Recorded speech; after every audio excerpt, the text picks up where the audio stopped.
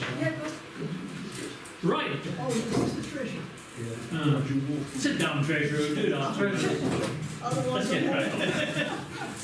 Anyway, a very warm welcome to Josh this evening, who's going to tie for us. As you know, as a relatively new member of the club, he's a great acquisition asset for us. A very accomplished fisherman and fly tyer. And you'll see he's wearing badges there for winning fly tying competitions going back about 35 years. So he's been at it for a while, and he's our only member so far to get the silver award.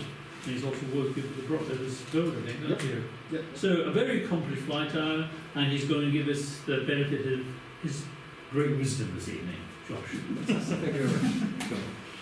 Well, welcome to Josh's nighttime sea trout fly fishing and tactics. I started fishing for sea trout. I think actually the first book I can remember reading was BB's Call the Black Witch. I read cover to cover when I was about 5 or 6. So I always had this sort of the excitement of thinking about catching one of these things. And I think I caught my first one when I was about 8 on the Tamar or Torridge West England Fly Fishing School. And then I fished a lot of the West Country rivers around Arundel Arms before we moved to the Kennet, and I caught a sea trout in Kennet, bizarrely, on a fly, which we sent to the National Rivers Agency, and they confirmed it was actually a real sea trout, which has obviously got lost in there. Without further ado,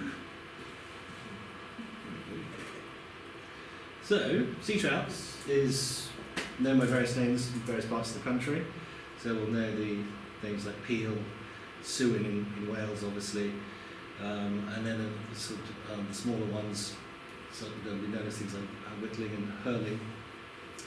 And essentially, a sea trout is just a brown trout. There's nothing special about it. It's just the fact that they've travelled to sea or stayed in an estuary, and then moved from fresh to salt water.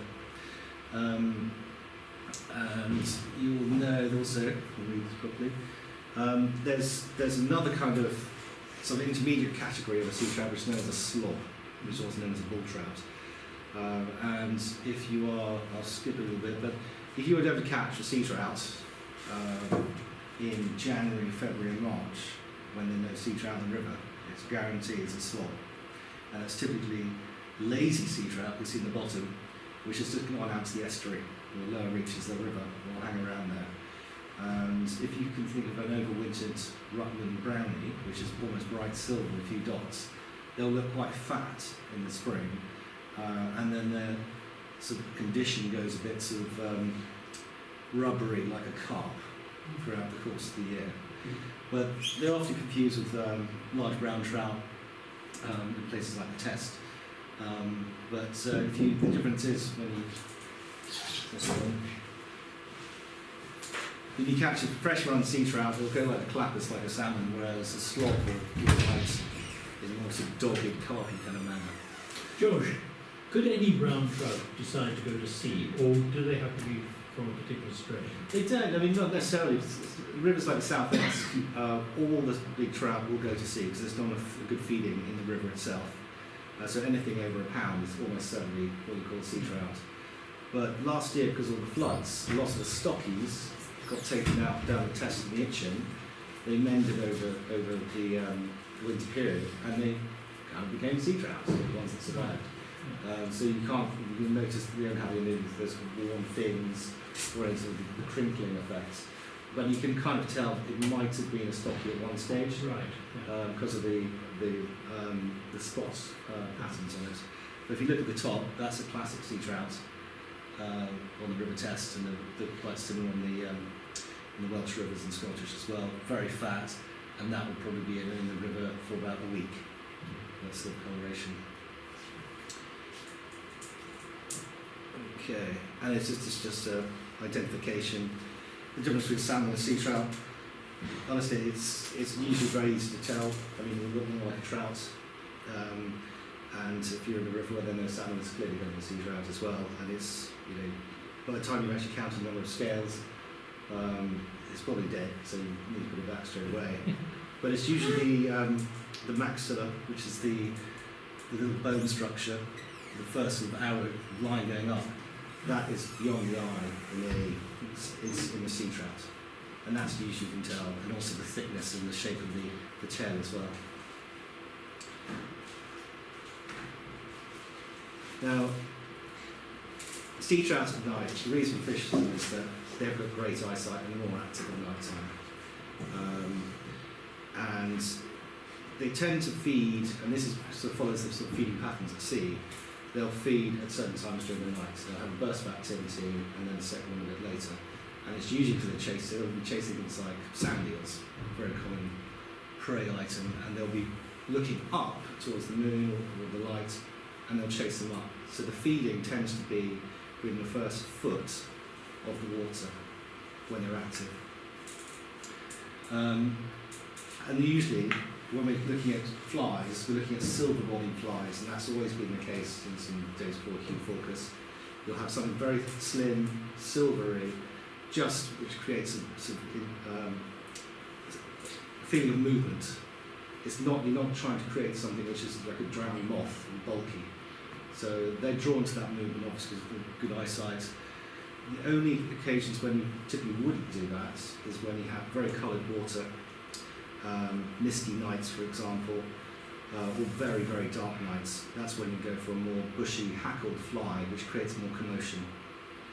That's the sort of general thinking behind it. Otherwise, it's very slim and longish kind of flies, just to create that sort of sense of movement. Can they sense vibration? Yes, in the water. In the same way that they wouldn't be put off by someone jumping up and down on the bank. Obviously, in the water itself, it's a different story. And also, they're not too afraid of sound. You could actually play loud music next to the river and you'll still catch fish. I've seen that done. But obviously, if you're not in rocks, that's a problem. But But what about their food items? If there was a big moth or something on the top of the water, could they sense it? Yes, absolutely. And one of the techniques I'll come on to is a wake fly. So that creates a sort of V-shaped wake through the water. Not a jerky kind of thing, it's just smooth. And that will draw them to like moss to a flame, if you like, so to speak. And obviously in the daytime, it is possible to catch on a dry fly if well presented in the right conditions. But typically, if you think about, if you're casting upstream dry fly, that's the way to go, as opposed to anything during the day which creates a wake when it goes below you. That'll just put them off immediately. But yeah, their eyesight is great, so that's why you need to be very stealthy, especially in the daytime, because any shadow or movement above the water, it's almost like predator. It's a warning signal and they're off.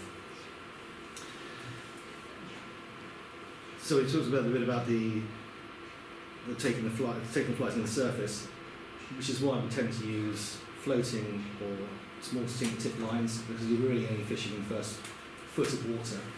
You might go something slightly heavier, but it also depends on, I suppose, the speed of the water that's going through the river.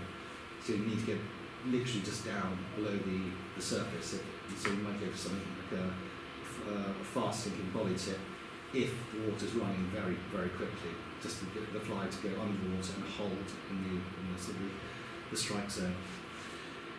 Interesting about the sea trout when they strike, they go for slashing attacks. They don't tend to chase the fly and sort of swallow it. They'll slash and hit it. So if you're casting across the river, they'll swing around or swing back across. So takes are quite savage. This is when they're active. When they're not active, which is the second part, if you want to come on to that, they'll follow a nip, which is why some of the old school fly fishermen would put a stinger in the back, because they'll nip at the tail of the fly, and especially if it's beyond the hook, and very, very subtly, and you feel like it's like a roach kind of tapping it. But if you put a stinger on the back, they'll go for that and get the stinger instead. And then this is the final point. It's usually if you manage to land 5 fish, you probably lost 10 or 5 more. You've had 10 on. So the hook up to landing ratio is kind of low. A good night you catch 3 sea trout, you may have had 10 on. And it's just the way that they fight. They just hit it and usually just jump straight away and start shaking the hook like a marlin. In the main anyway. So here we go. This is spot the fish. This is the South Esk, and this is a typical daytime view from a bridge overlooking it. So you look at the top picture, there's a shoal of sea trout sat there. Right there. And you think, oh, where are the fish? And actually you can see that's a 10-pound sea trout there. And there's a whole bunch of school sea trout all around it. So very hard to see from above.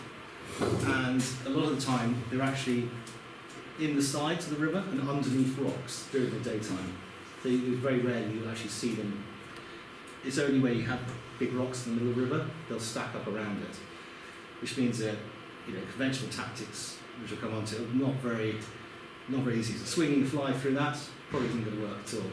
So you have to be a bit more cunning in how you approach it, and probably down from below instead of up from above, and certainly not from the side. So typically, the sea trout will have about, after dusk, and when it gets probably dark, about an hour later, they'll have a burst of activity, and that may be half an hour up to 2 hours. And that's called the first half. It's like a football match. And that is typically when they are accustomed to feeding at sea, and the same feeding pattern carries on into the river itself. There'll then be a slack period, which is half time, when most sane fishermen will just go back into the hut, go and have a whiskey, beer, coffee usually, and wait until there's another burst of activity.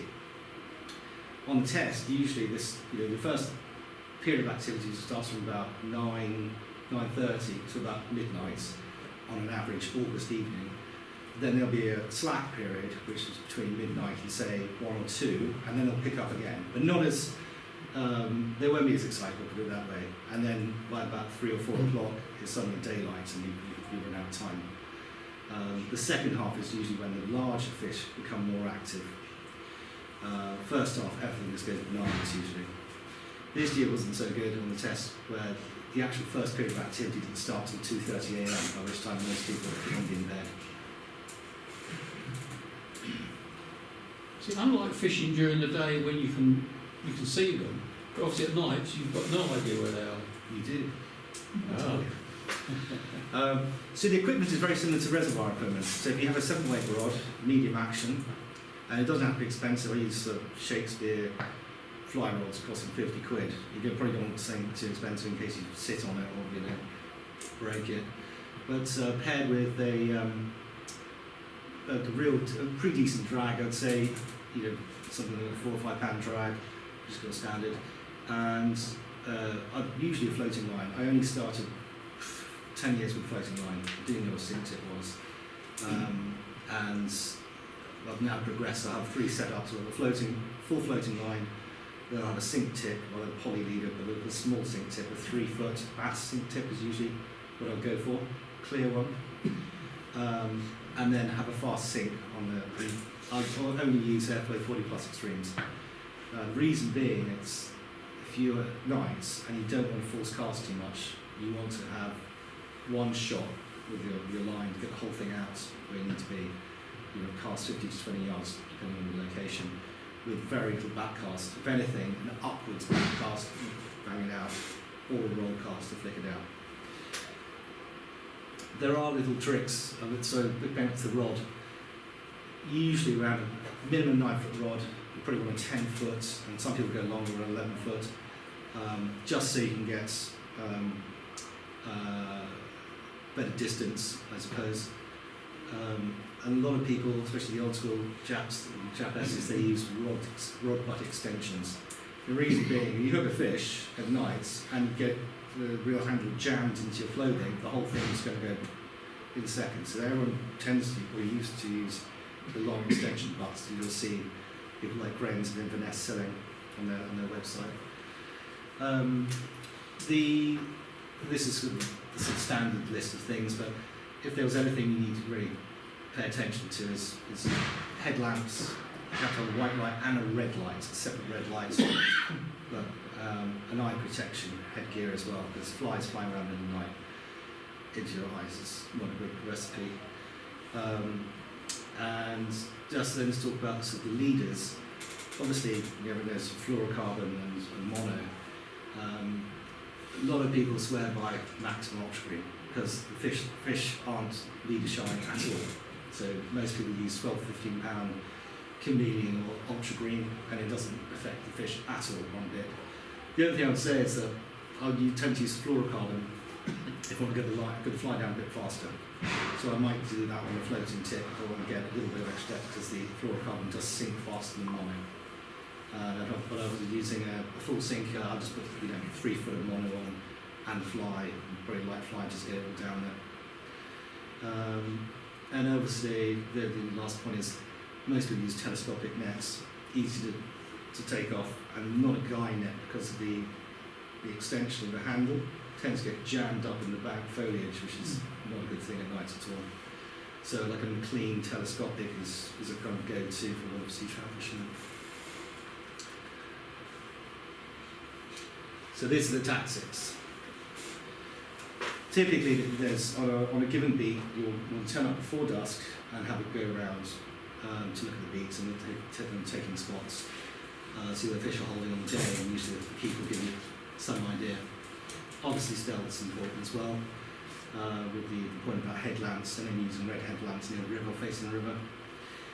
Casting on any given spot, the casting start short and then start it and square across the river, and then fan out your casts. I would also add to that, it's usually good to go fast early. So if you're casting square, strip it back fast rather than let it swing. I don't know if you watch James Stocco on his full and more video on YouTube. It shows you the kind of pace you want to bring this thing back, and it's usually described as the pace of walking a reluctant dog. So it's like this kind of effect. And that just keeps it going, and you pay attention when the fly starts coming in the side and comes to slack water, you want to speed up. So it doesn't give the fish any hint of suspicion that this isn't a natural food item that's passing it by. Important thing to tell people, do not stay in the same spot. It's always it's a tendency for people just to stay in the same place and expect the fish to come past them. You usually only have 1 or 2 casts in a spot and then you move on, or go back up, change the fly and rinse and repeat. The fish will definitely see the fly if they're interested, and if they're not, change the fly, let it sit. Do not stay in the same place because if there's a shoal there, you'll just basically hack them off and then you'll destroy your sport for the next hour or 2. And then there's the change, when you cast it, changing the angle of attack.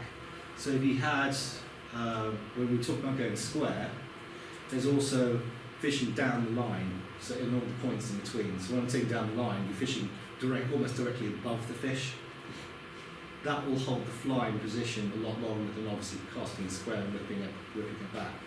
So that's the 2 extremes.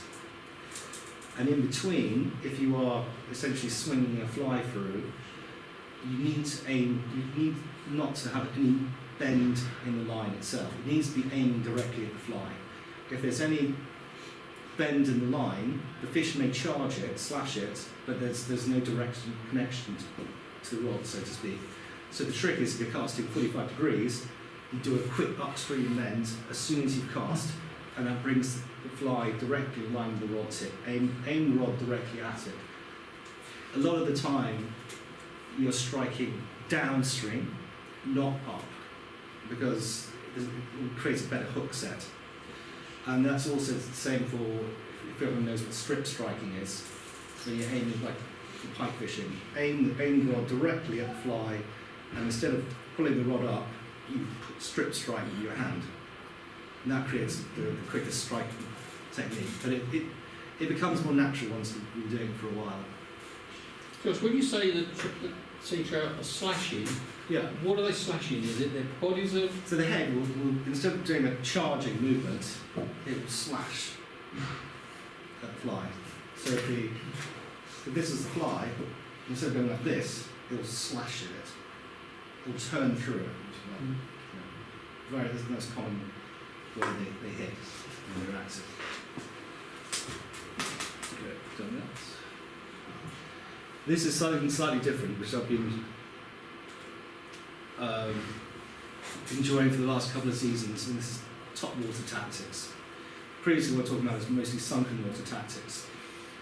So top water tactics involve floating flies, usually made with foam, deer hair, etc. Various names like Jambo, WMT Gurgler. And the whole point is that they create a wake. Very simple to fish. It's just simply casting across the river and you're swinging this through, no jerky movements. You might just slowly bring it in if there's not enough current, over a line. It tends to be used very rarely because everyone's just more interested in using sunken fly tactics, that's what they know. But this has its time, especially in the darkest nights. This works very well over shallow water. And what will tend to happen is the fish will boil and chase. So if you didn't know where the fish were, this is your searching technique. So if there's a likely spot, this will rile the fish up. And if you're not taking this, then switch back to the sunken fly because you know where the fish are sitting. But in fact, it's I've caught the biggest fish last season, 7-pounder, on exactly this, and it was just I just flipped it out, hadn't made a cast, and the fish came up and took it. And they kind of taken a kind of slurping action, a bit like Alaskan rainbows would slurp down a mouse pattern. And it also tends to get the largest fish in the pool. The small fish will chase it and splash around, big fish will take it. So it's great to have this in your arsenal. And then it's just to finish off on the classic sunken fly tactics. In terms of leaders, most people in the southern rivers will have a maximum leader length of about 8 foot. Scotland, there are some exceptions of leads up 14 foot and 7 foot between droppers. It's just one of the things they do up there. But 8 foot, I think, is the most I'll go for on a floating line. And when you're using poly leaders, you can go down to 3 or 4 feet. They're just not shy about this at all. And the whole point of having a sink tip or a full sinker is not that you have a heavy fly on the end. The poly leader will bring your line down to the correct depth, so you can just have a light fly which will go level. Otherwise you have this ridiculous action where the fly's going all over the place or sinking too much. There's not enough control. So in most instances, people won't use a heavy fly on point. Just to go back to that point, there's no need. The only occasion where I've seen this, where pros do this, is where they have one on the dropper. So you'll have a tungsten bead tadpole on the dropper, which is about 3 or 4 feet above the point fly. That takes you down to the bottom, so typically over a weed bed or something, and then you have a light fly on the point, which flutters above. Absolutely deadly technique on the itching.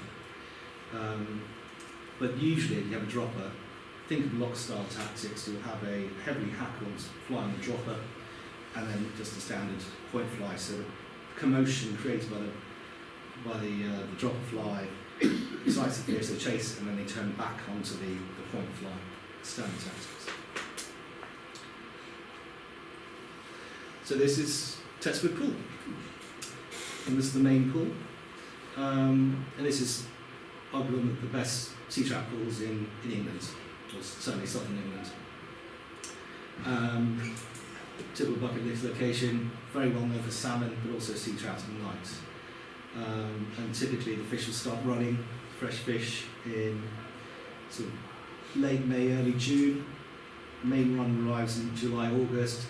Everything's tracked just above this beach on the nursing fish counter. And so if you see the 2 lines here, this tracks water heights, and this tracks the number of sea trout. So this is actually April, and you see June, July when the main run comes through, and there's a second burst a bit later on as well. So sea trout will run from May up until October on this stretch. And the run is, I think it's about sort of 500-600 fish that go through this counter. There's another counter on the Little River test as well, so the run is probably about 700 or 800. But it's well known for the fact that some of the biggest sea trout in England run this. So the average in the early part of the season is 3 or 4 pounds, and most nights there'll be a larger fish, or a couple, 5 to 10 pounds caught as well.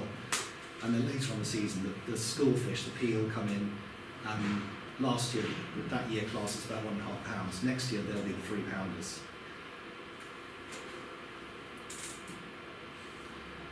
And this is what it looks like. So the main pool is here, and the house was there with sort of picture previously, and this is the lower stretch.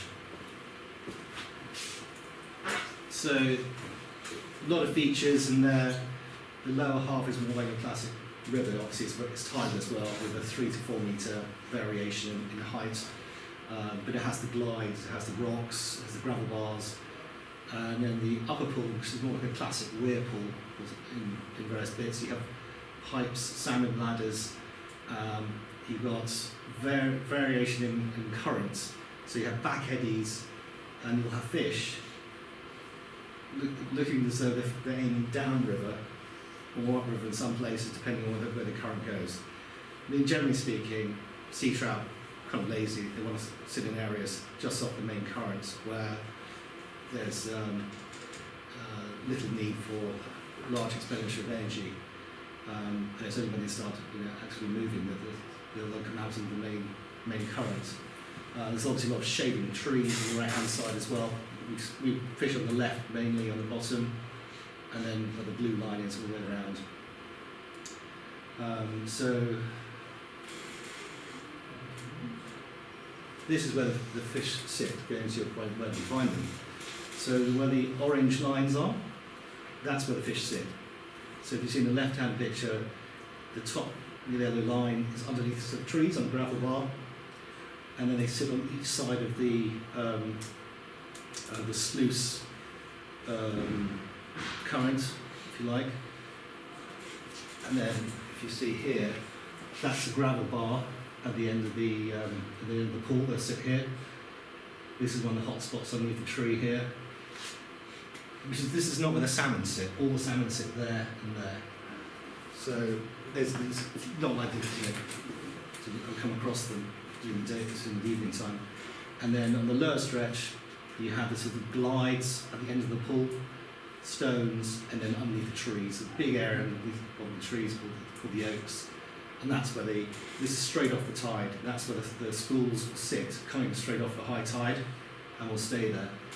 And typically they'll hang below the bridge, this bridge, just below the main current, until the next high tide. So, once you see them coming in, you know they're going to be there your entire session. Most of the fish are caught here on the first 2 to 3 feet of water in the water's calm.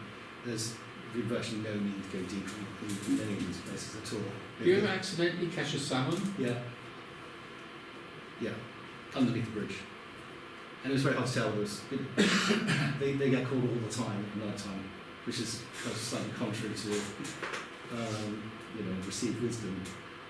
But and they'll strike just like a sea trout, because usually the thinking is you cast across, let it swing, and the salmon will slowly nip and turn.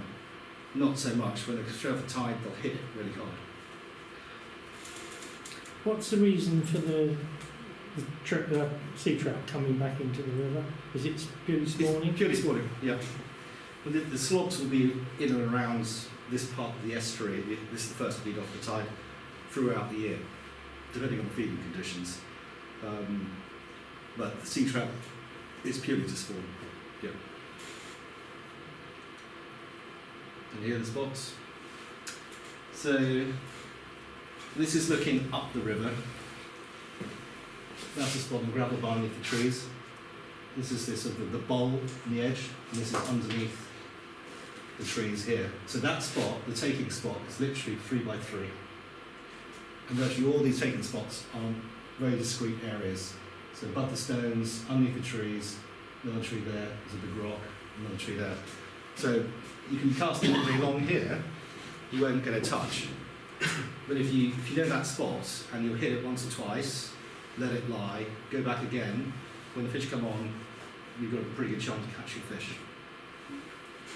And you're wading, are you? When you're 100% not. It's way too dangerous. So there's like a 4-foot drop off the bank, and at low tide that's probably 15 feet. So which is why you need very long telescopic nets. Yeah, and it's sometimes it's just racing through. High tide, that becomes a lake at the bottom. Again, not worth fishing unless you want to catch bass. Yeah. Oh, we're on to the fly patterns. So if the trout are coming in and dropping back again, obviously salmon do, unlike the salmon, do they feed? You do see them taking flies off the surface occasionally. Not that I've ever seen a sea trout taken and its stomach contents explored, but most likely they do take nymphs and things like that, caddis, etc. But it's not a normal feeding pattern. There's the question as to whether salmon actually feed. They do say that they suck on worms and things. Yeah. But they have done some autopsies on salmon and they have found food in the stomach. Right. So, I just wondered if they... I mean, the slobs definitely do. They'll feed all day long. Just like normal trout. And in fact, there's a lot of evidence to say this, and all the keepers would say this as well, such as our friends at Houghton, that they'll take salmon smolts, sea trout smolts, which is why sometimes they're not desirable in the river. Are you allowed to keep the sea trout? Well, slob is just a brown trout, so but I think you're allowed one per session that has to be a copfish between 18 and 24 inches, which is around about 2 to 5 pounds. But most people put them back. But they are, it's a more delicate texture than salmon, but the flavour is fine. It's really, really good, and they smoke extremely well. Slobs not so much, they're quite fat. Yeah. How far from the mouth of the estuary is that? It's the first beat, so it's about, I think it's about 2 miles, because you have to go past Redbridge, which is a big, and it's a very big marshy area. So this is actually the first time it becomes a river. Have you tried fishing further down, when near the mouth of the reservoir? Yeah. So there's a place at a sort of children's park where you can fish. There's no backcast, but a lot of people sea fish there, beach casters, and they'll catch for bass, but they'll catch sea trout as well. But it's you wouldn't be able to wade. Yeah, it's concrete basically. Okay. Reefs and fly. We'll just talk a bit about the fly patterns historically, and then we'll come on to the modern day and then try some flies. So Hugh Fawkes is kind of the godfather of sea trout fishing, fly fishing in the UK, although he may not have actually invented a lot of the patterns, but he amplified a lot of the patterns, so to speak. One of the ones he's most famous for was the medicine fly, which we'll probably tie later. And these were traditionally tied on low water Wilson hooks in the sort of size 4 to 12 range. And instead of, they use metal tinsel, French metal tinsel. Before that, they just used silver paint to cover the body, because that's what you needed really. And it has, this is showing a modern full hackle of teal blue, which is the go-to colour, and I think that's the bronze colour. The traditional style was actually the false beard hackle, so that's just the hackle tied underneath without wrapping, basically, and usually with a red head or just red thread. The other lure, which is famous for, is the sunk lure, and it's the middle one down there, and that's basically just 2 size 6 hooks, wetfly hooks, connected with monofilament, and another sort of very light teal blue 2 or 3 long hackles, and some peacock herl. Very simple fly. That was the one used later in the evening when the fish aren't that active. You fish on a full sinking line and you bring it back in almost a figure of 8 style, very slow, and the fish is just, not trying to expend too much energy and will just jab for it. There's lots of modern variations. And then obviously the third style, which we touched on, which is the wake fly. And obviously back in the day when we didn't have foam and things like that available, people used wine corks and painted them black and glued them to a large hook and put a stinger behind it. And what was used to be quite traditional is people putting maggots on the main hook and fishing it back slowly. And this is, I think, when the stinger came in, is when the fish were nipping at the maggots and not connecting, which is not really that kosher. They put the stinger in place, so they're aiming for the maggot, but will get a mouthful of stinger instead. Or a foul hook. Yeah, well, Fulkus used to say, if you miss the first hook, they'll get a second in the eye. Yeah.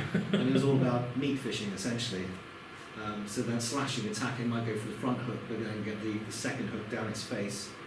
And, you know, So if you're going to release them, do you use barbless hooks? 100%, yeah. Always 100%, yeah. But a lot of these were made for, you know, catch a fish on the table, tonnage scores. Good old days. Good old days, exactly. Yep. So modern patterns. So where have we evolved to?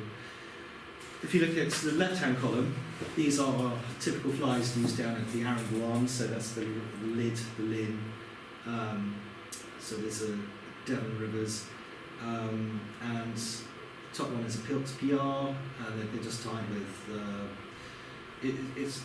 They're quite bushy, which I find weird. But when I was talking about hackled fly earlier on the dropper, the middle one, the Pilt Bumble, is the go-to fly down there. So that's the one which creates disturbance on the water when you pull it. And as you'll see, the black and the silver colours are the go-to ones down there. More subtle, I'd say. And it's worth reflecting most of the colours that you see on sea trout flies. It's black and silver, it's red and black, or of course blue and silver. And it tends to be the fresher the fish, the more blue and silver you go, and the staler the fish, or more sensitive, the more subtle and subdued you go in your colours and sizes. But most of the time I fish with a size 6 is my go-to size fly, and I'll probably start big and go small, essentially, if they're not getting anything picking up. And they may be towards the end of the season, they've seen everything, and you want to be less flashy and more discreet. Yeah. And just to say, these tend to be tied in a very robust manner, so I'm never used to tie with an 8/0 thread. I usually go 6/0 because they won't last more than 1 or 2 fish hitting the fly or being on once it's stolen again. And these are the very modern patterns. So these are ones I fish most of the time. The top one is from Grays of Kilsyth, which is a tackle seller which specialises in micro tubes. So if you're familiar with salmon tubes, they tend to be 3 or 4 mil thick, maybe sometimes 3 mil. These are much like a 1 mil. I've got a few examples later I can show you. Tied very sparse. All you're really trying to imitate is something silvery through the water with maybe a bit of movement provided by the squirrel, the bucktail that you're using. Second one down, you may have seen the fulling mill, and this is a snake, a sea trout snake. And they're tied with mylar bodies. They're quite messy to tie, because mylar can split quite easily.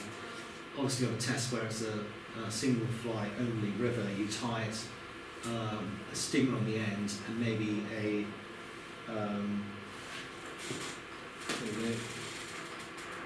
It's the second, we'll pass that one around. This is the series, the second one down, and you tie a tandem lure. And the bottom one obviously is the WMD girdler, which is a derivation of the WMD fly, which is another West Country special, and I'll be tying that later. It's obviously got a stinger there, a treble stinger, but these days people tie them with a partridge page sting on the tail hook. But once again, you look at the colours, black and silver, red and silver, black and silver. It's consistently catches fish, and there's no reason to change it. But just as a final reflection, a lot of the flies you get from the tackle manufacturers are very heavily dressed. And if anything, if you're tying them yourself, like the middle fly, the Alexandra, you'd strip it down to basic component parts. So you would not use 10 peacock curls across the back. You'd dull down the amount of false beard hackle you've got there, so that it becomes a very slim looking fly. I mean, that would be quite difficult to cast anyway. So if one's going around, you'll see those are the ones, including the secret weapons at the bottom. The secret weapons at the bottom, or stingers, they're essentially the whole secret weapon. The secret weapon is a fly with a stinger on the tail, essentially. Those are the ones that work the best.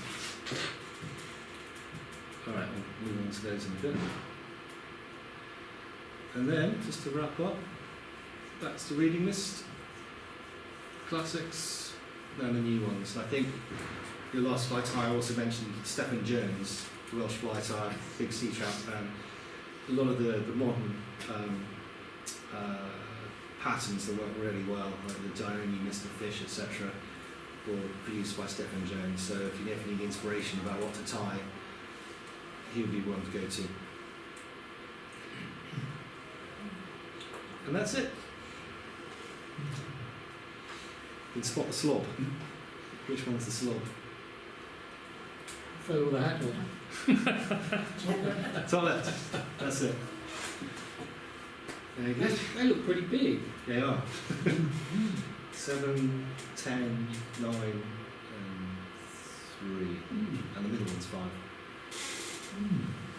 So they develop this type as well, do they? They do. Yeah, you can see on the bottom right hand side there, particularly later in the season. It really fits in very well in the groove actually.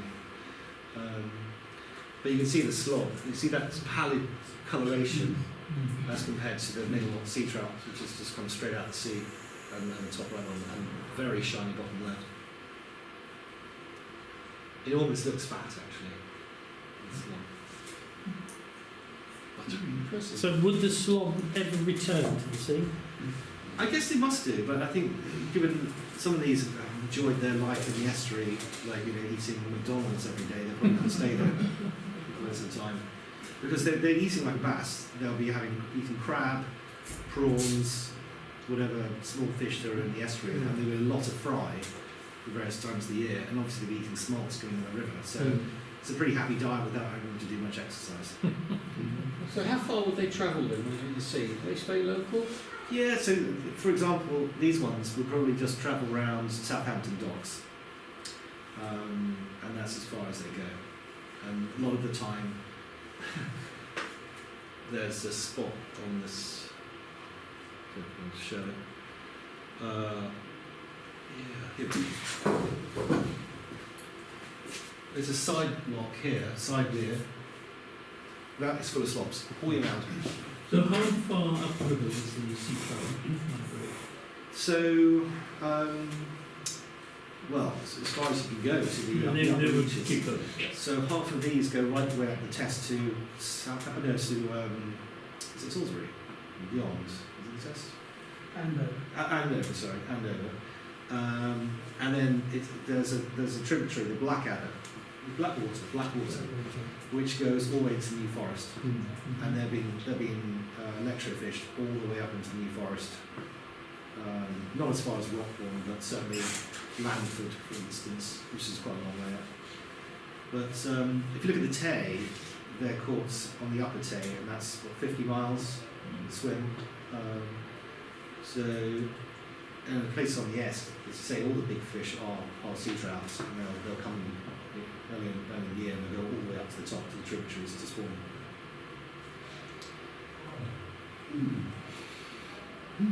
Because salmon, they go up into Iceland, don't they? Up and around there? Oh yeah, there's a lot of salmon and sea trout in Iceland as well. Yeah. So Scandinavian. Recommend the Baltic, they go 35 kilometres away. I mean, technically, anywhere that Loch Levy trout were seeded around the world, there probably are some sea trout knocking about, especially places like Patagonia, Chile, etc. I think you might have sea running You definitely see on rainbows in New Zealand, probably seen on browns as well.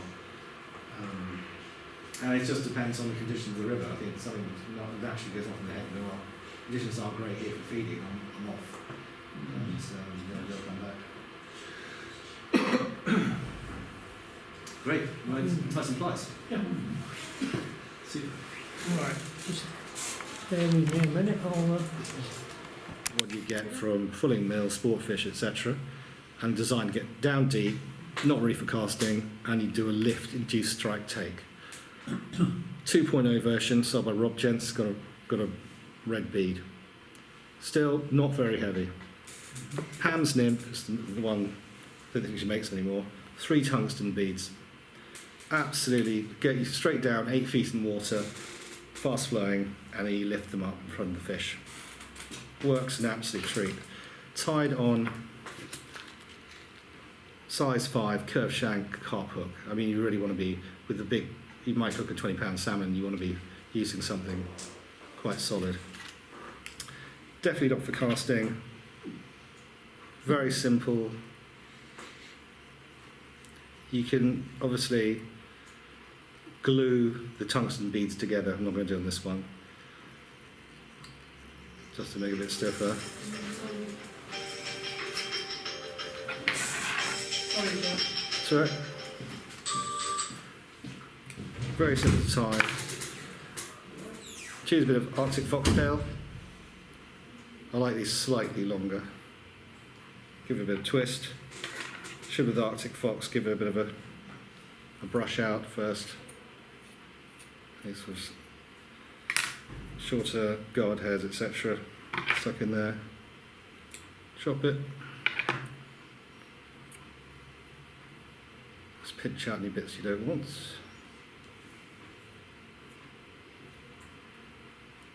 It's fine. Sometimes licking it just puts it, sets it all together nicely. A bit long. Is that an 8L thread you said you're using? This is 6er. That's a 6. This 6er. Now you can either tie it from the bead back, or you tie it more traditional way, just on its side, offer it up to the hook. What you don't want is to roll over the side. It won't sit right. The thing with this way, you just need to chop it a bit, make it flush. There we go.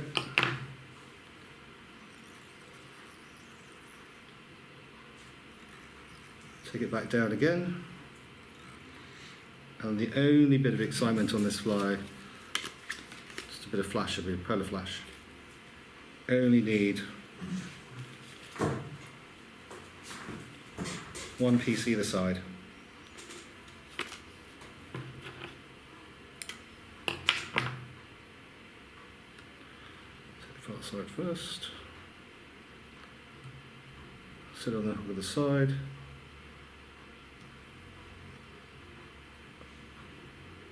Put it back on itself, lock it in. Same on this side.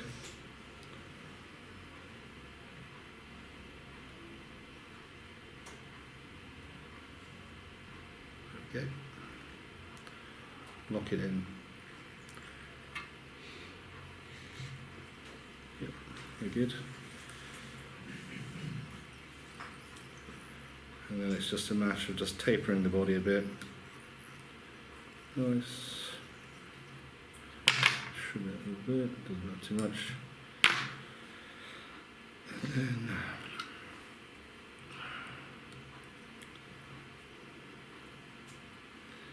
right.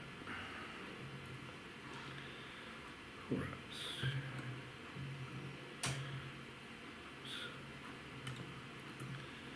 There we go.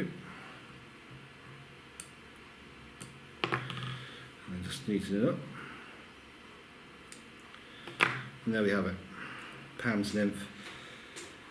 What you then need to do, just a little bit of varnish on the body, cover the whole thing itself. I've just got these applicators which chop down half the actual brush part. is that Sally Hansen's by any chance? Sally Hansen's, other brands available. which seems to have pretty much the monopoly.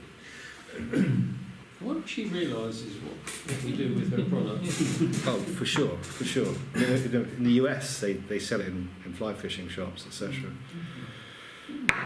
Okay. And that's your finished floor. Pan, salmon, nymph. Also good for sea trouts. These are 5.4. The large ones are 5.5 mil. And I would tend to go smallest. You've got 4.5 behind it. And then you've got a little pink bead, which doesn't come up as well here. I think it's 4 mil. are these all tungsten? Yep, they're from Tungsten Bead Plus by Joel, which is one of the best places in the UK to get them from. And you can have combinations of just 2, sometimes just 1. Depends on the depth of water you're fishing in. Also start the season. The silver works all the way throughout the year. You want to go for a black nickel, darker one. If the fish are being finicky, you can see the tungsten, the nickel version unplated, and these are the countersunk version, not slotted. Okay. On to the next one. So you put them out with a catapult. It takes a certain technique. I think. Crashing on Pass that round. Yeah. I've been known to lower it into the river Yeah. or the flick, but it is supposed to be fished downstream and drawn back up at 45 degrees. So you'll stand at the top of a groin, and the fish will sit in the rut behind it. You drop the fly down, and hits the bottom, and they lift it back up 45 degrees in a constant motion. There's no jigging, just constant motion, and the salmon will come straight up behind it. Usually they'll have it in its mouth already. You won't notice because it won't necessarily, you can't see the flare of the gill. But if you see it and it looks like it's anywhere near your fly, it's probably got it in its mouth. You strike, and the sea trout will just come up and hit it in the same way as well. Very effective in the daytime. Okay, let's move this up a link. We're about to stop the tea. Where are we? Yeah, I think I was going to put the water on. Going to do one more. And Can I do one more then? Yeah. Okay, I've just got one other daytime sea trout fly. Okay. This is a version of the Peeping Caddis.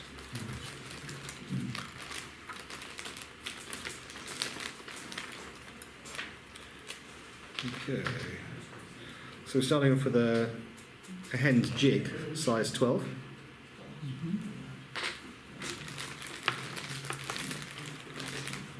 Onto that, we'll attach 3.5 mil tungsten slotted bead.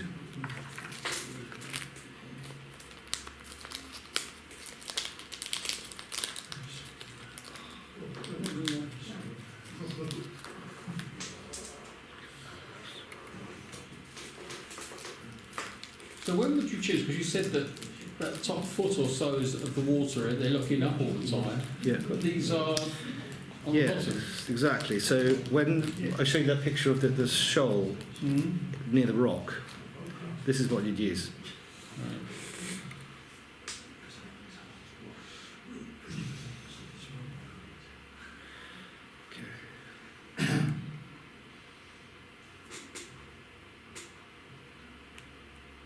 Okay. This time we're on the 8-0 line. Start off, just a few wraps. Oop.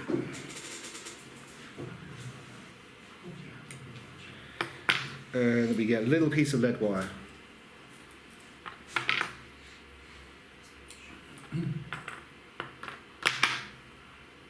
Put it flush along the hook shank and into the slot groove at its head.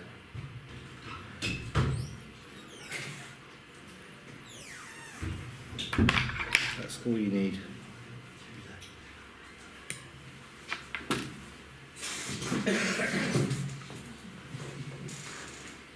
Take the thread down the hook.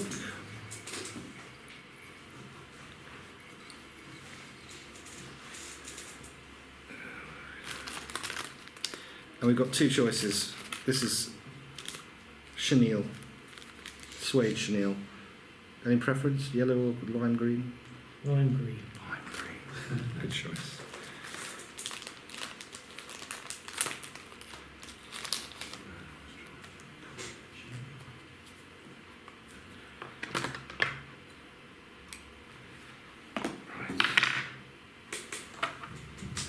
Section of the fire. What we want to do is create a little burnt end.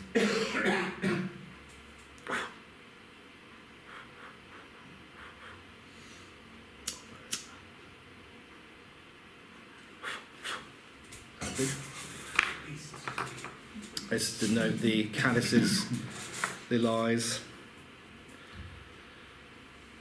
Set it just on the hook right there. Offer it up.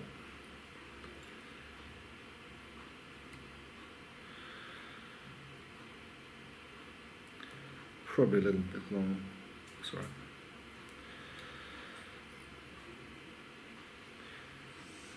Back.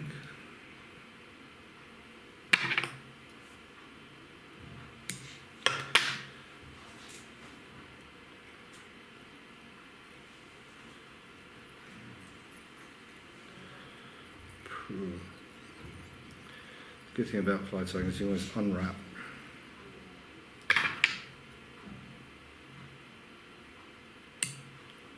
There we go.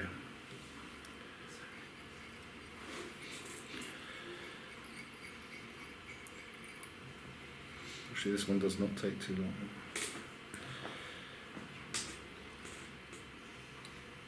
There we go. Then we get some partridge.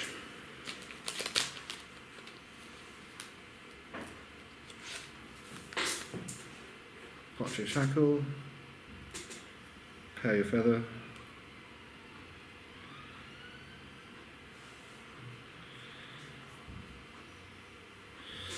tighten by the tip.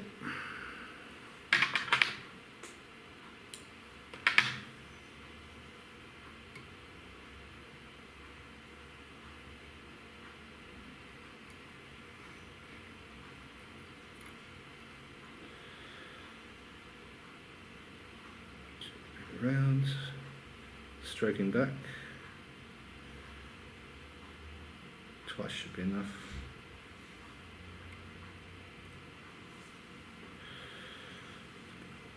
Fibers back. There we are. Take your thread back.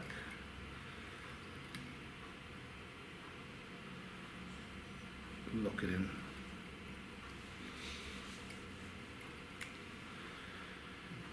And suddenly, just for a bit of extra security, I'm taking the stem back.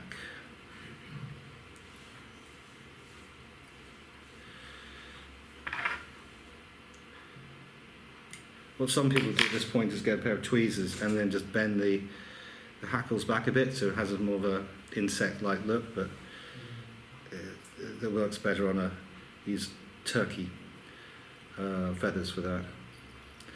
I'm just going to build it up just a little bit more.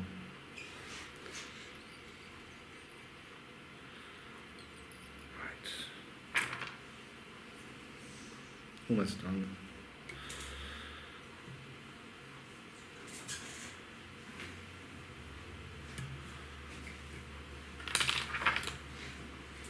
Oops. Final bit.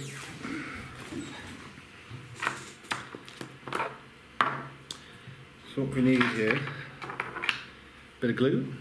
It has to be the sticky, tacky kind. Can't just dry too quickly. And if you've ever done model trains, this is fake gravel. Okay. See what I'm doing. So, squeeze.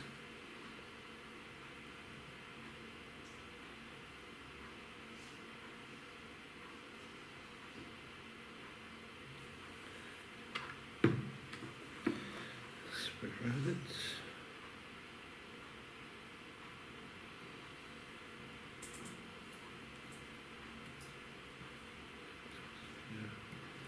Little.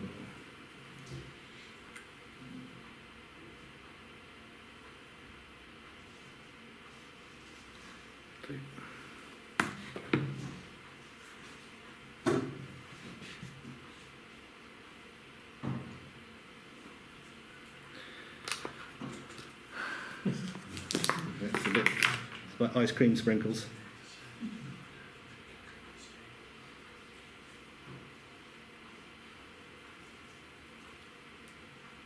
Good.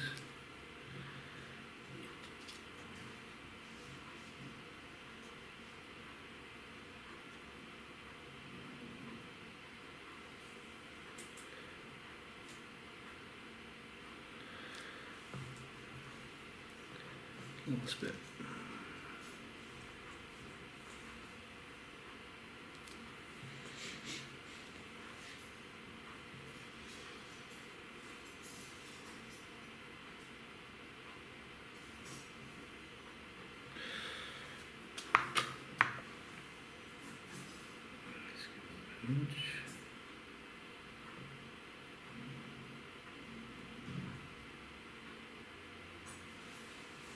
There we go. And they just let it set. The only thing I would add to this once it's set is permanent marker. And I tend to tie these in the lightest colour first, and then you can adapt it on the day on the river. So black Sharpie pens or brown or variation of each. And you'll see the one here, which is already done. What's this one? New Peter model. Yeah. Highly successful. And you fish this under a clink and dink style, under a clinker hammer, or under a bobber if you're in the US, or you'd sight fish it upstream, like a upstream Euronymph style. And if you're using a bobber or a clink and dink, you typically have a leader between this and your dry fly about 2 to 3 times the depth of the river. Cast upstream. So in that scenario, with the sea trout sitting doggo on the bottom, you cast upstream at probably about 3 yards and let it drift through. And as soon as the dropper goes under or stops, you strike. Very effective method. Have you put any varnish on this as well? No? Nope. No, okay, good. Will it also be effective grayling or? Hugely effective on grayling. So you use the Chadwick colour for the little head instead of the lime green chenille, but lime green works. Sea trout go for the yellow and green. That's it. Interesting. Well, get them on the railway out then. Exactly. Hang it up and sell it. You can have your break, or are you going to? Yeah, well, yeah. Yeah. Yeah, okay, right. Great. You might need to put this back on again.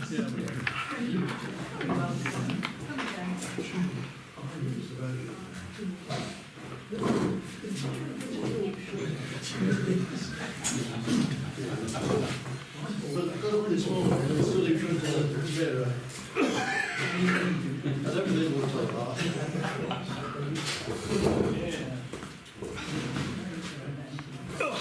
Okay. Should we start, or should we? Crack on. Okay. Okay. So this is a surface fly. This is the WMD gurgler, Weapon Mass Destruction gurgler. We start off by creating a mount for the fly. So we're starting off with a size 16 owner, which is very sharp. And we get, people who've done sea fishing, they'll recognise Amnesia, King Free, 20 pound black. And the technique is to pull the fly vice towards you, thread the hook, take it round the back,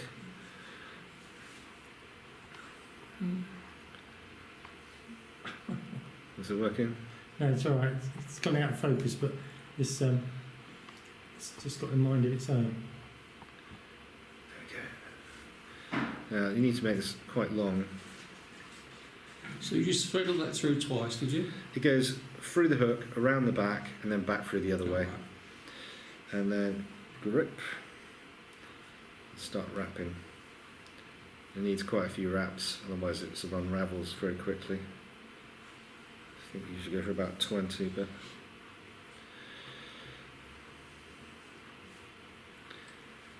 so the idea, you've got enough wraps to create the stiff mount.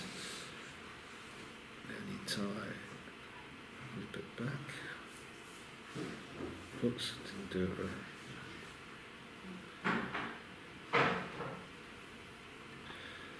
Cinch it down. And again. And then once more. So they're just half inches. Yeah, simple as that. And there we go. And that should create a kind of stiff mount there.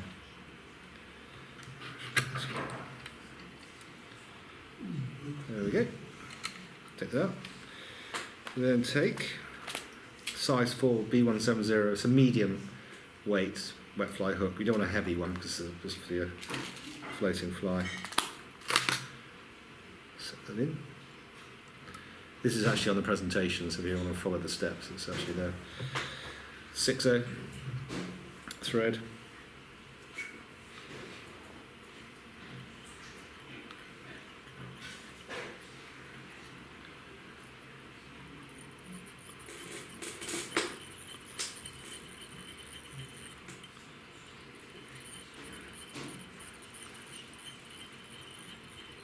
Take it all the way back.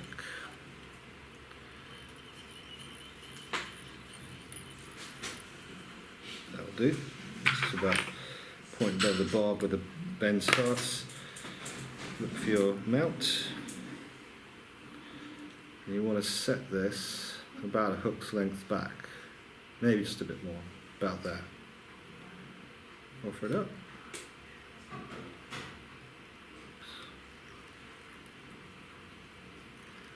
Slide it forward.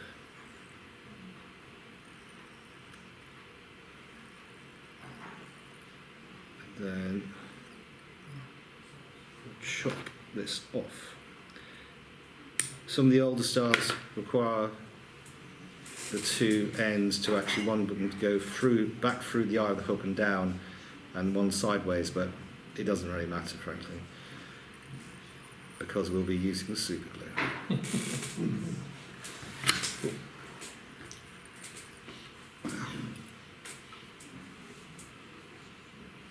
So you've got to be very careful where you put your fingers on this because these back hooks are extremely sharp.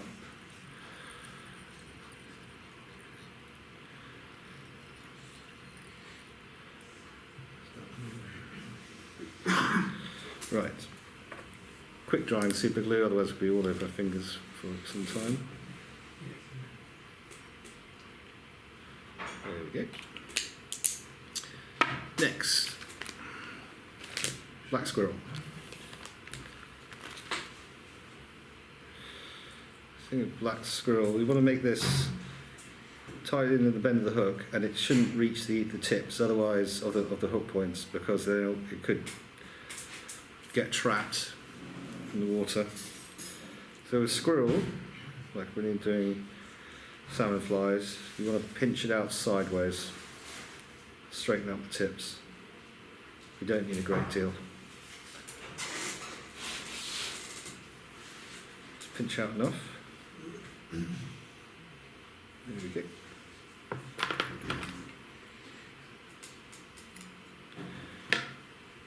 And you just need to pinch out in the smaller hairs underneath. Hold the tips, get rid of the shorter ones. There we go. That should sit just about there. That shouldn't up.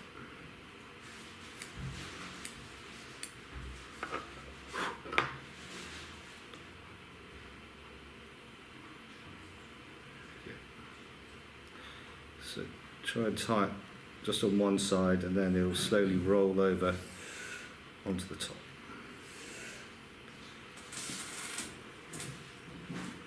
Take it forward.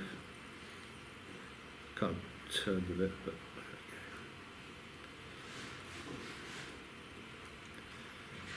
There we go. A nice streamlined body. Next, we take a bit of the old Polar Flash again. Let's take a few strands.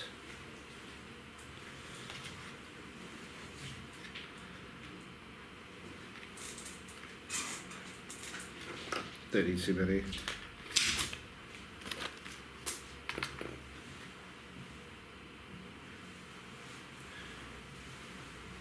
Sits on top this time. And we can just pull it straight up. Take it back. Hope the glue doesn't make it stick. There You we want to go. use an activator. Super glue, no, the super glue activator. Have you not seen it? No? Yeah. Yeah, just spray it on and it's And then instant. But with all super glues, Mm. Yeah. Right. Next, we have chopped about 2.5 millimetre piece of foam, this width, and it's of a nice little tag end. It's from the block, and this needs to sit at the back and tie in. So, angle it to start off with. This is why you need 6/0. Don't want this thread to snap.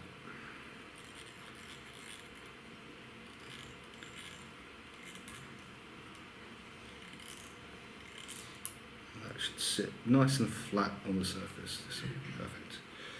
Next, we take some silver thread. In fact, we'll use a piece of hollow. Tie this in along the body.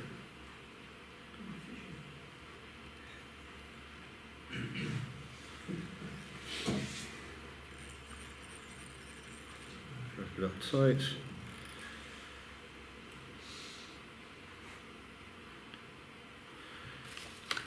And then a bit of ice peacock dub. Let's put a little bit of wax on the thread.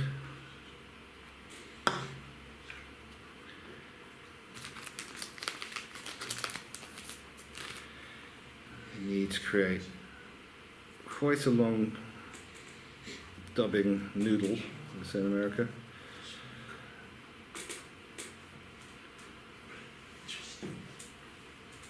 Might need a bit more. Start with this. Here we go.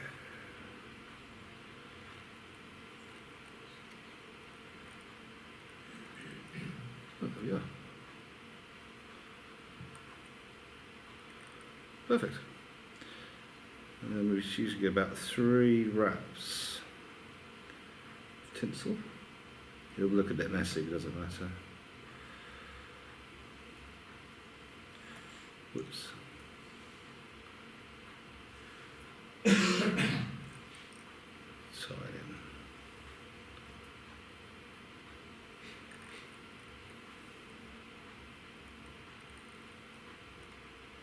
One in front. Snip it off.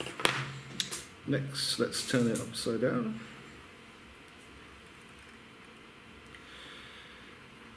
This is where I've prepared a teal flank feather.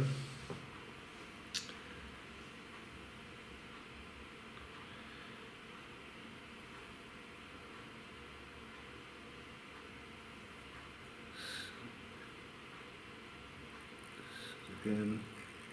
Oh. Longer. Sorry.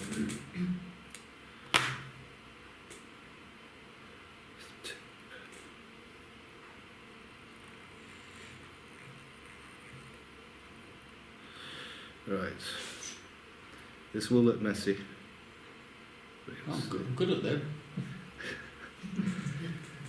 Stroke back. This is where you definitely try not to stroke back too much, or you'll get a finger full of hooks or trebles.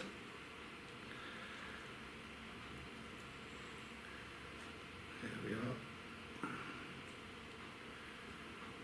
look like this momentarily.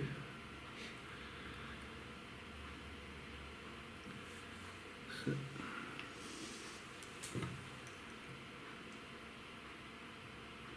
and then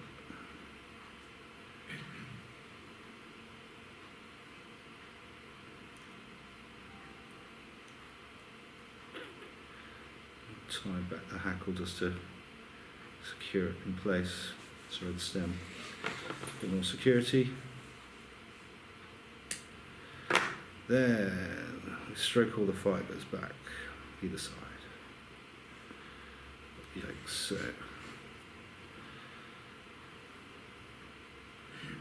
There we are. And this is why you don't tie the foam, sorry, make the foam too thick, because you want to bend it slightly at the point where the hook is. Take it over. There we go. Perfect.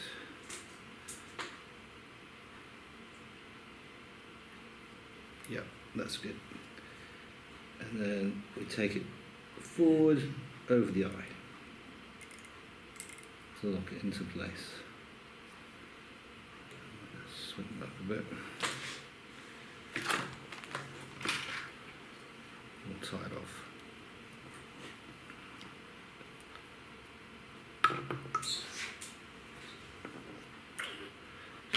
This way.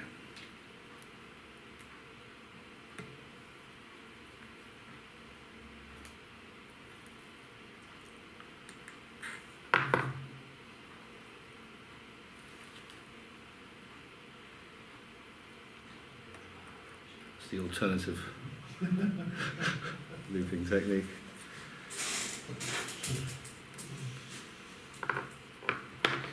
Slip it off, and then the important bit is to create the wedge at the front, like so. And this is what pushes the water up in front. So.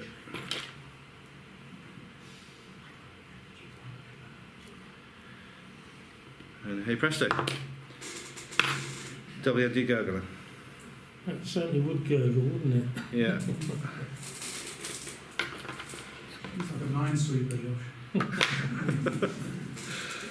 It certainly does. It's the goods. Yep.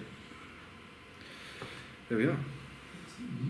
How long the leader, what do you call them? 8 foot. 8 8 foot. foot, yeah. Just like a floating line, Yeah. essentially. So, Josh, you said you're using 7-way wasn't it? Does that cast? Oh yeah. I mean, there's very little to it when you feel it. Well, you cast your snakes, Mark. There we go. Thanks, Josh. Careful with the treble. Okay. Okay. And what weight leader are you using? Typically nothing lower than £12, and the go-to is £15. Yeah. If you're going to hook a salmon or hook a tree and want to, get your fly back in decent order, then it's just not worth going below. And as I say, the fish are not line shy. I think the only thing is, if you're using very small flies, you might step it down a bit. But it's a bit risky. £8. Okay. Should we try our tube fly next?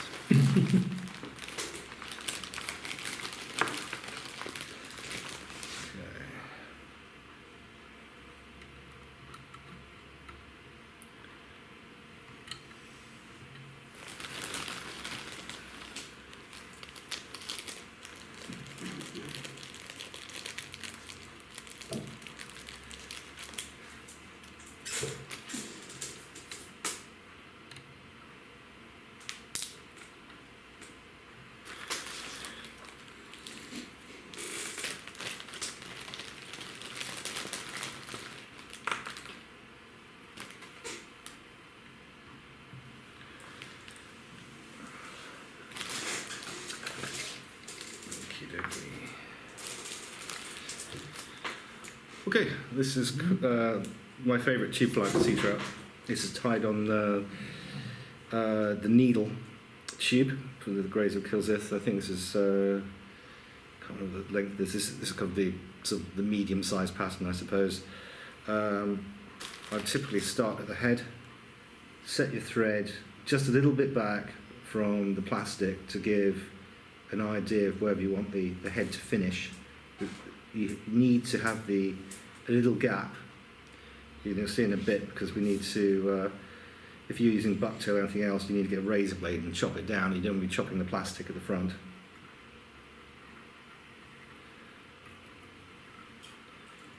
Things with tubes is that there's a lot of just preparing the base at the beginning.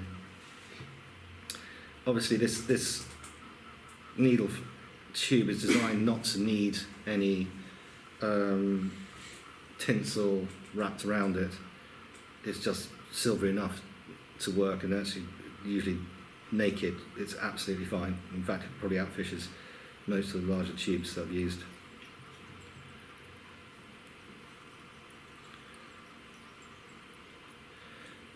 This is I think it's this tube fly adapter tool. So you've got an extra bit of the needle tube which goes beyond this holding point. But you want to finish relatively early, around about there. And the reason is you want to create a strike point at the rear. This is just a bunch of thread.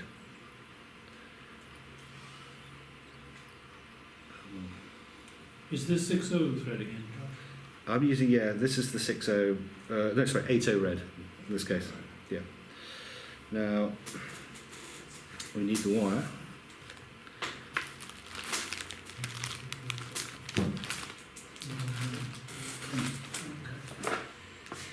Silver, oh, it's right here.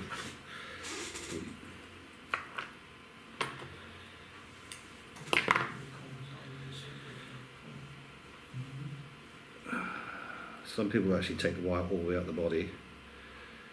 Just makes it more even. But I'll just set it off about here today. And then we'll just go for the gold silver.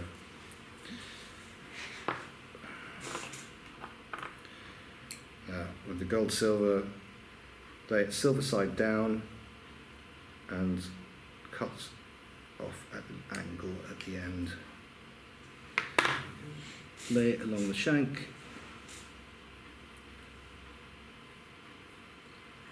Take the threads up to a little end stopper if you like. Take it back down.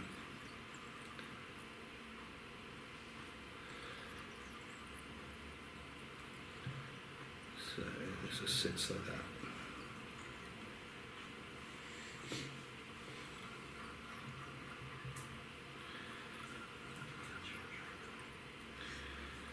Okay. We end up where we want roughly where we want the head to start. And this is when you do a bit faster. Actually, we'll just use super glue.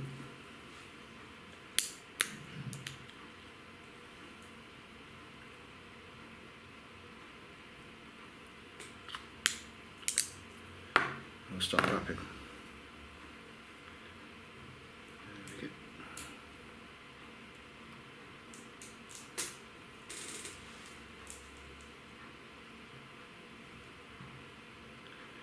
You'll have to tell me if I miss anything on the other side.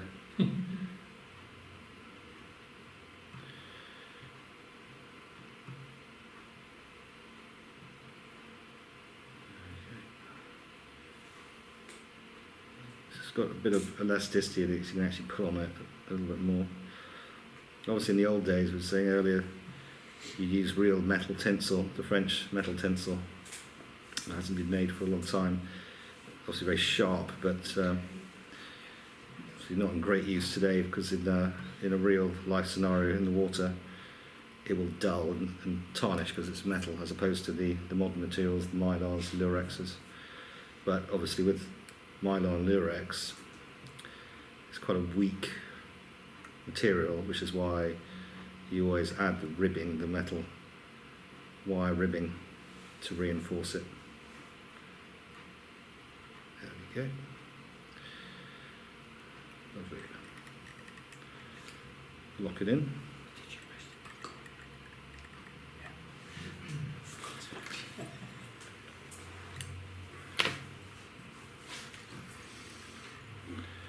Right, and then with the wire, counter wrap.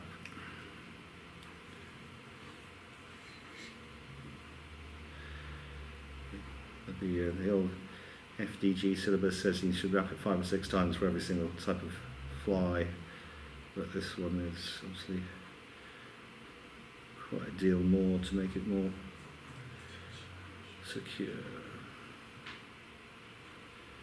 Apologies, not quite straight, but there we are. And then with the way you treat it, once you've locked your thread in, take your wire forward.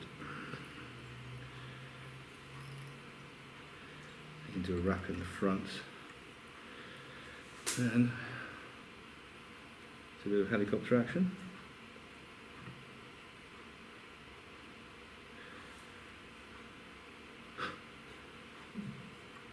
Hey, there we go. Just smooth out where the head's going to go. Take it back a little bit. Right. We're going to use black squirrel and red squirrel.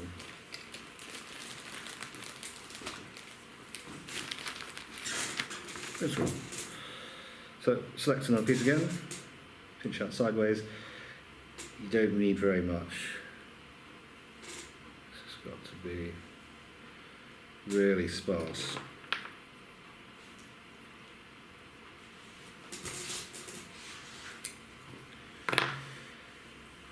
This should sit, it should go just to the end of where the tube is. You see where the tube is, and not much further.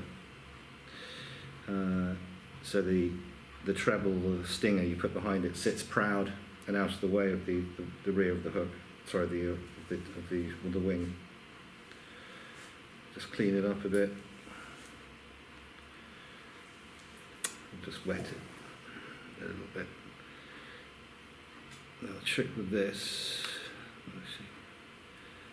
you can tie it on its side to make life a bit easier for yourself, rather than up and down, because the tool's in the way.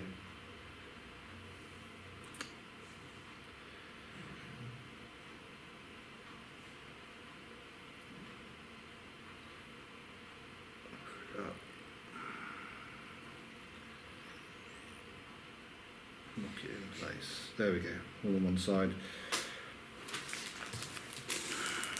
With the Nicole's Fancy, there's an extra bit of sparkle to it. This is, I think this is the original recipe. Once again, don't need much, probably just 2 strands. Oops, sorry.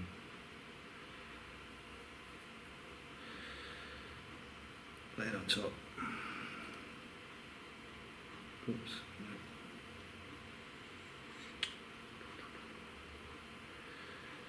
So you can just adjust it. There we go. Take it back. Lock it in place. Next, turn it over. So you have your small pink squirrel, to be fair. This time a little bit shorter. Pinch that sideways.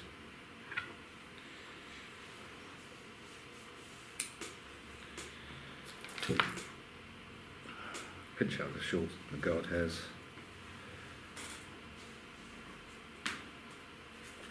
A lick for look.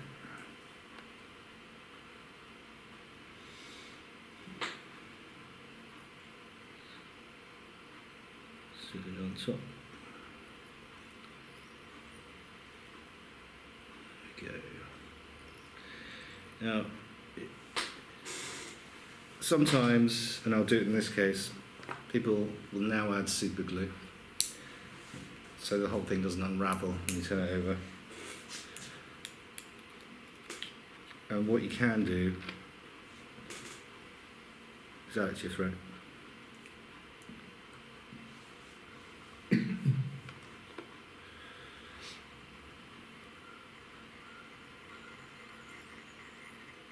Lovely.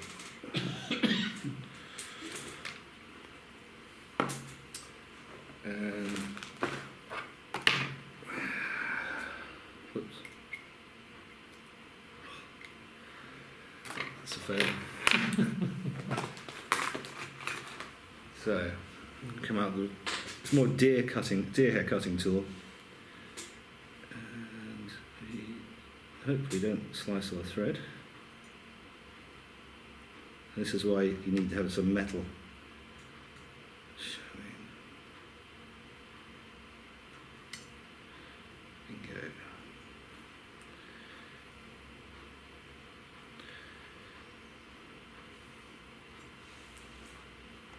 Is it the squirrel that you're cutting then? Yep. That's it.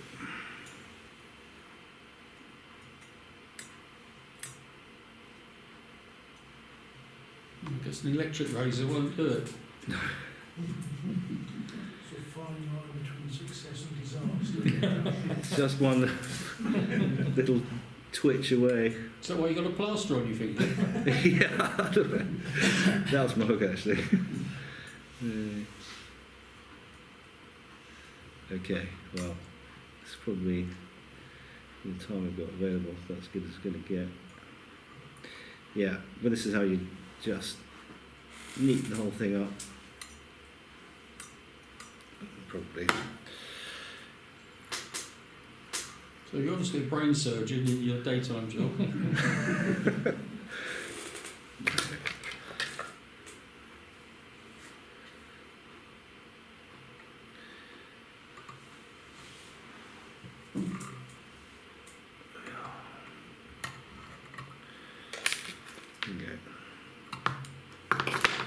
And that's that. And it all requires a little dab. Oh.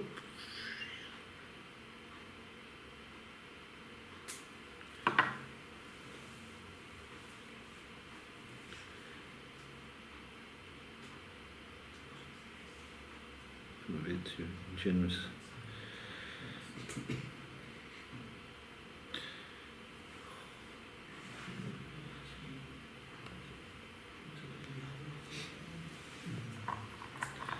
It all requires a little bit of tidy up the tips. There we go. Nicole's fancy.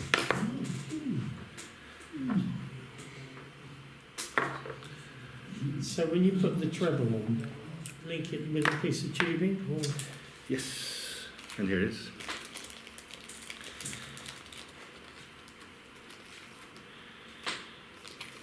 So you need a relatively generous piece of tubing.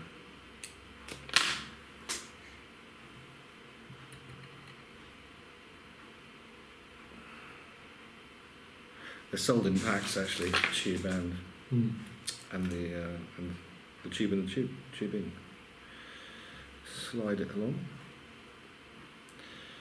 and you'll see the reason why I created a little red butt to the end, so it wedges up to the side. Now, often what I do before I put the wing in is actually epoxy the red tag at the end, so it creates a bigger target, to be fair, and a better abutment, I suppose. So here we go. And I'd usually use a size 14 Kamasan treble. Or something like this.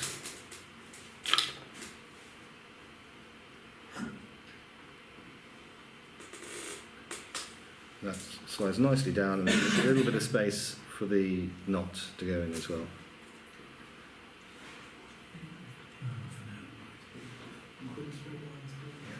There we are. Very slim, a little bit of flash, fairly unobtrusive, great sea traveller. So you thread your line down through the tube, tie a hook, and then pull it up again, or? Yes, you thread it way through. Obviously, you have the treble out of the Yeah. the tubing, and then you slide it back in again. Yeah. So you normally use a treble. No, single. I use the Nordic. So it's like a size 6 Nordic Partridge Nordic tube single. They're slightly heavier, but really strong. That's what fits into this rather nicely. You don't want it too heavy because otherwise it's going to fish like this. It's strange. Interesting. There we go. Let's do it far more, John. Good try for more? It's up to you. Yeah. Right, do one more. Oh, yeah. It's not dissimilar to some of the tubes we use where we rudder fish. Yeah. For the tubing then, I still use, I still got them, are the tubes from cotton buds. Because they used to be plastic, Yeah. but now they're paper. Yeah.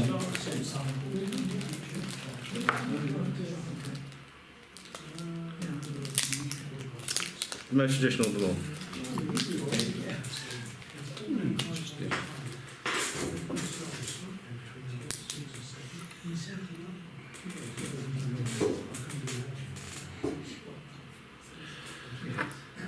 Okay. So when would you use that? Any? All the time. Yeah? Yeah, at night time I put it on the point with a dropper on it, or definitely have the shallow water. I'll even fish that on a heavy sinker as well. Yeah, and maybe go up a size, possibly. Start bigger and go smaller. So your droppers, what, the heavy fly? Yeah, or a bumble kind of heavy hackle one, or just fish it singly. Or the other way I do it is I fish.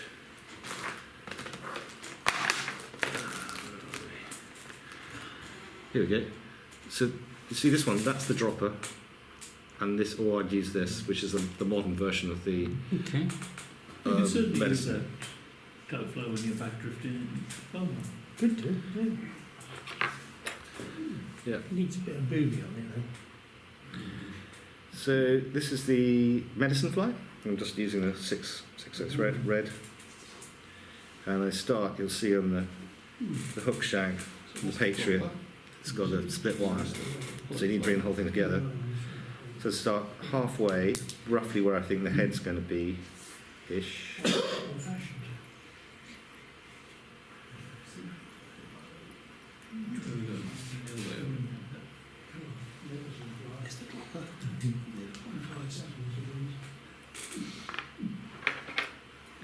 And you want to try and bulk up the body slightly, just as you do the fly dressing gill silver, blue charm. And you take the wire roughly where this from the hook starts.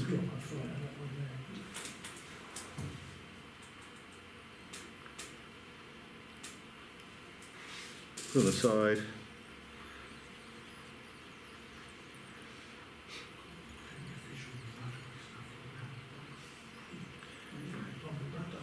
Take it back. what hook is that? This is the Patriot single, size 6. Right. 6, yeah. So this is exactly the size I typically use. Now, the body does not go all the way back on the medicine, whereas it would on a traditional salmon fly. So we take it off before it reaches the hook point. And I'm going to use some silver.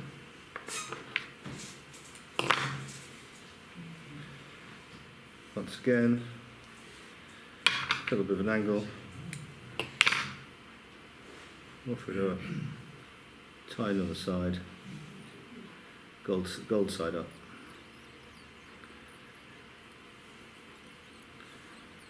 Take it back.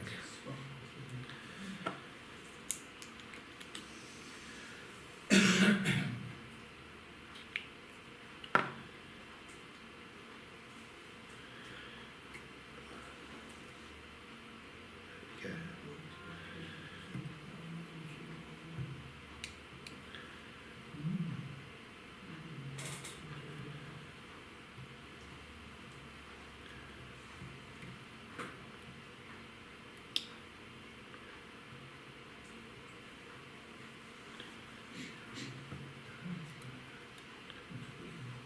And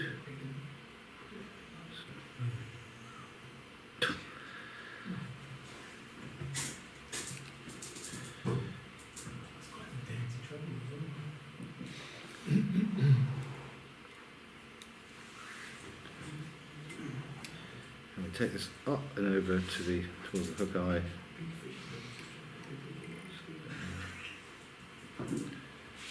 That'll do.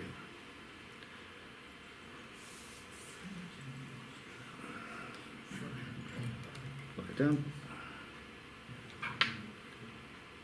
Just more secure. And then 1, 2, 3, 4, 5. And we've got 6 rats.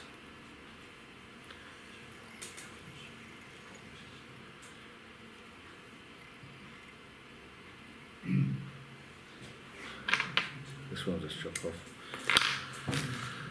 2 more bits to go. We're done. We need.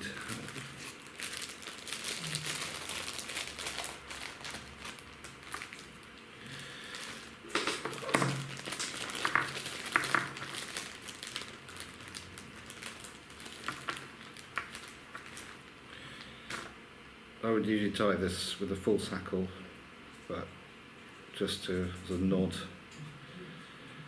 to the classic, I'll do the full hackle. On the FTG Silver, the hackle should actually go from the head all the way to the tip of the point of the hook for presentation style, but this clearly won't. Just around the front here.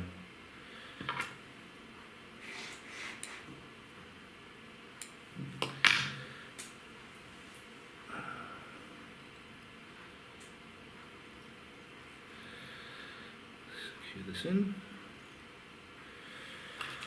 So it's dyed blue. Something. Yeah, this is the Doctor or teal blue classic colour. Let's stroke them back.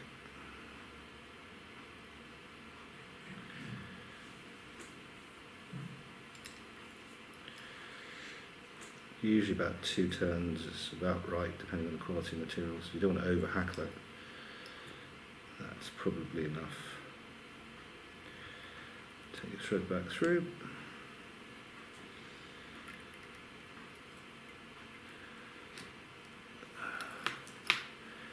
This is where the feather bender actually ties it slightly forward and then back for extra strength. Oops. And then somehow manage to snap it off, but we won't do that. There we go. Nice. Yes. Then, last step.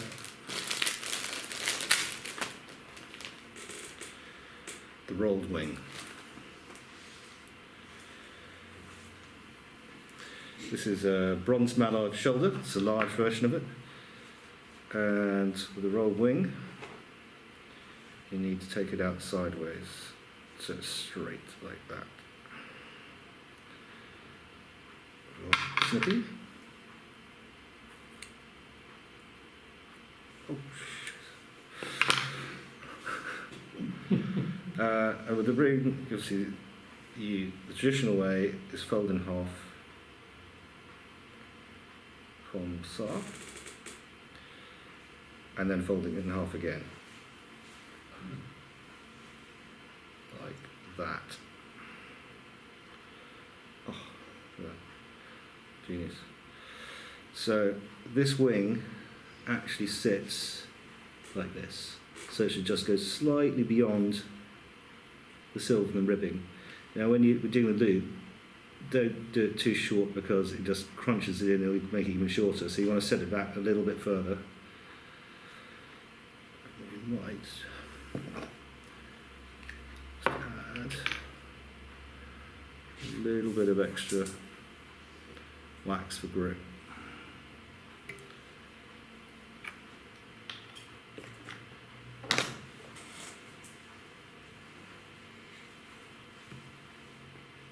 sit it on top. And this is your looping technique. Set it back a bit. Drop the axe, and you should see the front rise. This way you can just tidy it up, just make sure we've got it right. Ooh. Just want to put a couple of extra threads in the front. Take a look. Bingo. Keep holding it.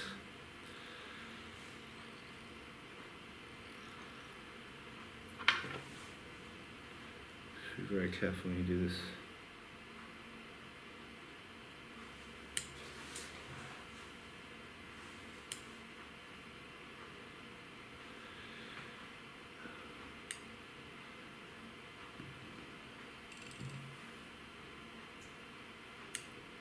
Could you not use your cauterizing tool?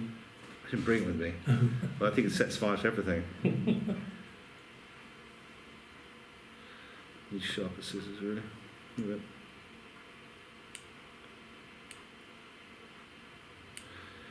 It's always a little bit at the front that gets sticking out. Anyway, let's hold it down.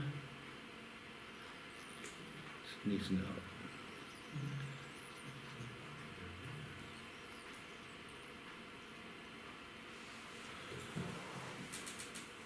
Oh. Oh.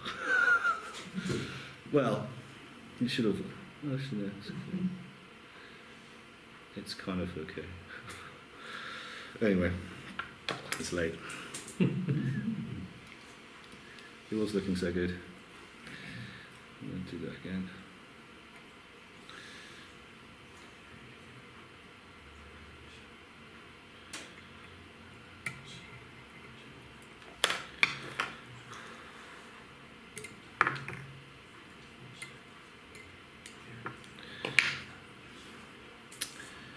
So when you fold the wing, it's the underside, the tail side.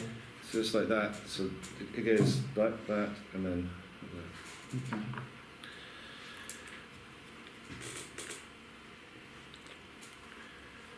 And just a dab of that.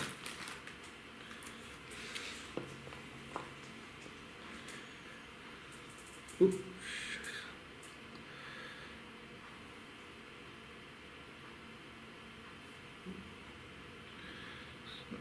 Too well.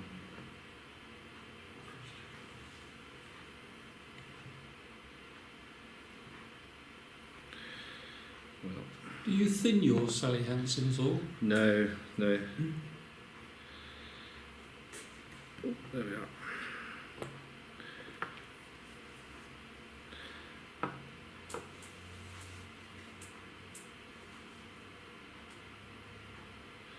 Doesn't quite come out exactly as I wanted it, but no. The fish won't mind. No. Needs to sort of almost like hood itself over that a bit more. Oh, no one. There we go. Medicine. Thanks Thank for you your, very much indeed, Josh. thanks for your patience. Really, no, it's all really, a very, really Yeah, interesting, really interesting evening. Sort of, I'm sure for all of us, has introduced us to aspects of fishing we don't know much about at all, frankly. I don't think many of us do a great deal of sea trout fishing, and I certainly haven't done any for probably 30 years. But that was fascinating. I enjoyed it, and I think we all enjoyed it, and it's great to have you as a member. Really Fantastic. appreciate that. Thank you. Thank you.